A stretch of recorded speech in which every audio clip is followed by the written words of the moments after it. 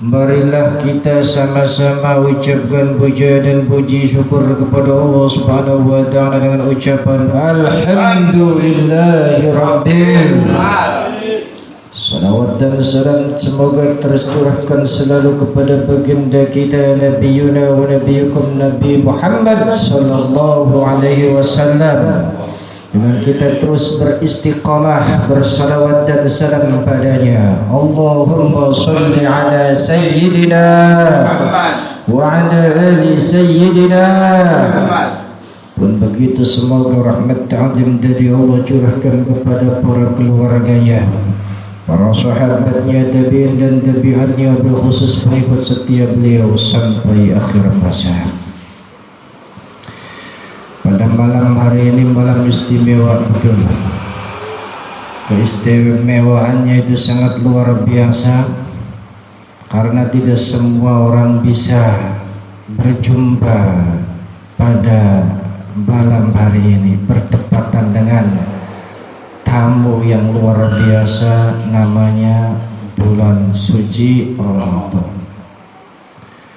Nah, makanya nanti akan saya singgung sedikit tentang Ramadan, tapi saya akan bacakan dulu di pertemuan yang ke-99. Maka 99 singkat derapan. Tidak maning 100. Hikmahnya itu yang ke-25. Di kitab ini tertulis ma taraka minal jahli syai'an, tidak meninggalkan perkara sedikit pun minal jahli dari kebodohan makhluk manusia. Man arada, siapa orang yang menginginkan ayyuhditha,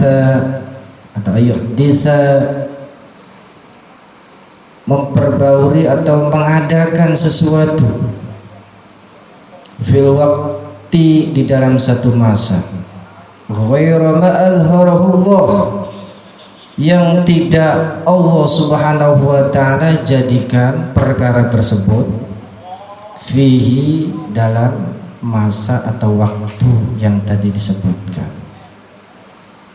Ini maknanya masih butuh keterangan banyak, makanya nanti kita sama-sama ya mendekat dan merapat untuk sama-sama mengetahui keterangan jelasnya. Bismillahirrahmanirrahim. Tadi kita itu kedatangan tamu namanya bulan suci Ramadan. Jadi yang namanya bulan suci Ramadan dan Ramadan yang sering kita dengar, apa itu yang namanya Ramadan? Uruli, apa sih Ramadan, Bung? Wong loro wong wadok. Kadang-kadang kita itu mendengar istilah, sering mendengar istilah, tapi nggak ngerti istilah tersebut. Orang puasa, Ramadan pokoknya puasa. Padahal apa yang namanya Ramadan? Ramadan. Maka bahasa Jawa gampang, remet. Ramadan jadi remet bahasa Jawa. Ramadan itu membakar, ada alif nun setelah Ramadan, jadi Ramadana, maka membakar semua yang ada di sekelilingnya. Jadi lamun peristiwa membakar kebagar segelondongan. Berarti apa yang dibakar di bulan Ramadan ini? Yang dibakar itu dosa. Maknanya apa? Dosa, seluruh dosa yang kita lakukan sebelum Ramadan itu akan dibakar di bulan suci ini. Makanya orang yang mengerti paham tentang Ramadannya di bulan-bulan ini, maka yang terngiang di kepalanya, yang terbesit di dalam hatinya, dosa kita semoga akan dibakar, dihilangkan. Semoga dosa kita akan dihapuskan oleh Allah Subhanahu wa taala. Amin ya rabbal alamin. Ya, begitupun istilah tadi Ramadan jadi remet. Bisa. Maknanya kita itu diremet ya. Dihancurkan. Yang dihancurkan apa? Dosa-dosa kita. Sehingga dosa-dosa kita berguguran. Digodok, kita ditempa di bulan Ramadan ini, yang nanti insya Allah kita akan menjadi insan yang muttaqin. Sekarang aneh jadi muttaqin juga masjid yang hadir di sini pasti muttaqin semua ya. Amin ya rabbal alamin. Jadi muttaqin, hamba yang bertakwa kepada Allah Subhanahu wa taala, supaya kita mendapatkan Ramadan, supaya kita mendapatkan kemenangan di bulan suci ini. Maka langkah awal ya, sambut Ramadan itu dengan tathhirul qulub, dengan membersihkan hati kita, membersihkan jiwa kita, mulai dari fisik kita, hati kita dari semua dosa-dosa, ruhani kita dari ujub, ria, sombong dan lain sebagainya, sampai ke dalam palung hati kita, yakni sirnakan semua segala sesuatu selain Allah itu tiadakan, supaya apa? Yang ada pada hati kita, yang ada pada palung hati kita hanya Allah dan Allah. Kalau sudah langkah menyambut Ramadannya seperti itu, insya Allah yang tadi la'allakum tattaqun, menjadi hamba yang bertakwa akan kita raih ya. Jadi bukan hanya rame-rame ubur-uburan, itu yang dohir ya, yang mudah kita lakukan. Yang penting justru yang ini, membersihkan jiwa kita sebelum kita itu bertemu dengan bulan suci. Sucikan dulu kita. Kadang-kadang namanya bulan suci itu bisa ternodai ya. Kenapa ternodai? Karena kita mengotori bulan suci Ramadan itu sendiri. Puasa dibahas, terawih ya Ustaz, bukong nolebah. Nah, harus kita perhatikan hal itu supaya apa? Supaya tadi kita menjadi orang-orang yang muttaqin, yang didambakan oleh Allah Subhanahu wa taala. Ya, kembali lagi kepada persoalan. Jadi tiada meninggalkan sedikit pun dari kebodohan. Ma taraka min al-jahli syai'an man arada an yuhditha fil waqti ghairu ma adharahu Allah fihi. Jadi orang itu tidak meninggalkan sedikit daripada kebodohan itu, yakni orang-orang yang berusaha, yang berupaya mengadakan sesuatu di dalam suatu masa selain daripada yang dijadikan Allah Subhanahu wa taala pada masa tersebut. Artinya ya, kita itu ketentuan kita pada saat kita berusaha, berupaya, silakan ikhtiar memprogram ya, merencanakan apapun itu kaitannya yang kita programkan, apapun itu yang kita rencanakan, maka di dalamnya harus kita pautkan Allah Subhanahu wa taala di dalamnya, supaya kita tidak menjadi orang yang bodoh. Usaha maksimal oke. Demi apa? Meraih daripada cita-cita yang kita inginkan di dalam waktu masa yang Allah Subhanahu wa taala sediakan. Cuma awas di dalam upaya maksimal kita tanpa mengatur dan menentukan sesuatu itu yang kita akan dapatkan dengan usaha total kita. Hal ini sudah disinggung pada awal-awal, cuma di sini diingatkan kembali, didetilkan kembali, lebih detil lagi keterangannya supaya kita lebih mengenal lagi kepada Allah Subhanahu wa taala. Karena manusia itu banyak sekali dengan upaya-upaya yang ia lakukan, dia mengklaim atas dirinya menghilangkan Allah Subhanahu wa taala. Sehingga kita itu di dalam hidup jauh sekali daripada kita nanti mengenal kepada Sang Pencipta Allah Subhanahu wa taala. Jadi jika Allah misal menentukan suatu hamba di dalam keadaan apapun, kalau itu bentuknya tidak tercela alias baik, menurut agama hal baik itu pastikan itu dari Allah dan kita terima dengan penuh adab. Ya, tadi yang kemarin sudah kita lalui saja. Apa itu? Pawe obor. Di mana pada waktu-waktu rentetan waktu di siang hari sampai malam hari tadi yang kita lakukan, mungkin kita sudah mengatur, memprogram segala sesuatunya, ya enggak? Nah, segala sesuatu itu bukan apa yang kita inginkan, apa yang kita rencanakan itu yang nanti akan terjadi, tapi apa? Allah yang nanti akan memastikan, menentukan segala perkara, kondisi apapun yang ada.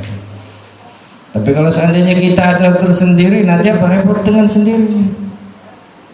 Loh kok bisa begitu? Iya, ikhtiar boleh, tapi kita harus pautkan ikhtiar itu dengan Allah Subhanahu wa taala agar kita tidak salah jalan. Karena Allah Subhanahu wa taala dia Allah yang menentukan segala urusan apapun, segala ketentuan apapun. Allah Subhanahu wa taala yang menciptakan, Allah Subhanahu wa taala yang menghidupkan, Allah Subhanahu wa taala yang mematikan, Allah Subhanahu wa taala yang memuliakan dan menghinakan manusia. Dan itu Allah Subhanahu wa taala lakukan setiap saat, setiap detik, setiap menit. Allah itu sudah menentukan itu semua. Nah, kita yang memprogram, kita yang merencanakan boleh tidak, silahkan. Supaya apa? Rapi, ya, sesuai dengan sunnatullah. Asal tadi rencana kita, program kita pautkan karena Allah Subhanahu wa taala, agar yang terjadi kondisi yang baik pasti yakin itu adalah dari Allah. Tapi kalau yang buruk, ya bukan Allah, dari diri kita. Kurang ya terencana, kurang kita waspada, kurang teliti, begitu maksudnya ya. Artinya dengan kita belajar ini, kita akan selalu husnul adab di hadapan Allah, ya, beradab baik di hadapan Allah. Ya tadi keadaan yang tidak tercela Allah Subhanahu wa taala itu berikan padamu, itu yang terbaik. Kalau kita menginginkan sepeda, ya udah dapat itu.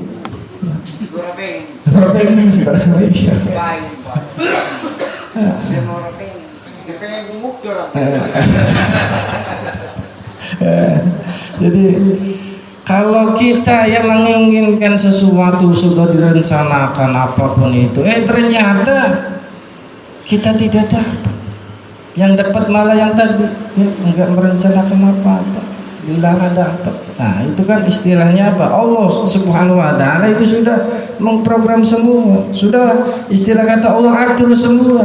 Kondisi apapun itu adalah yang terbaik. Makanya kita harus ya terima dengan husnul adab, dengan adab yang baik, ikhlas dan ridho atas apa yang Allah Subhanahu wa taala kehendaki. Yang dapat hadiah ya syukuri. Ya. Yang tidak, ya jadi syukurin.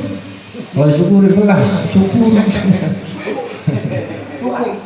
Sabar, maksudnya.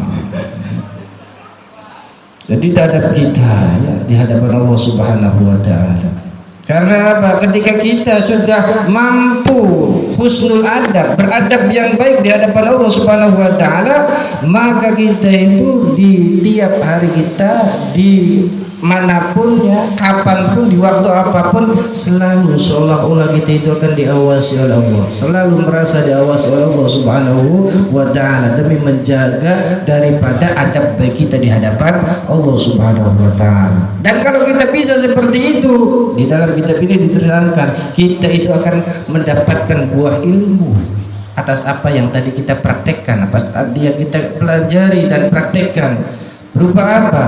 Makrifat, mengenal kepada Allah Subhanahu wa ta'ala. Tapi sebaliknya, ya jangan harap kalau seandainya dari mulai dia niat ya merencanakan dan segala sesuatunya bukan dipautkan pada Allah Subhanahu wa ta'ala, pasti kondisi apapun yang dia terima akan mengeluh dan ujungnya kecewa. Nah, jadi kita orang sepede single sepeda pun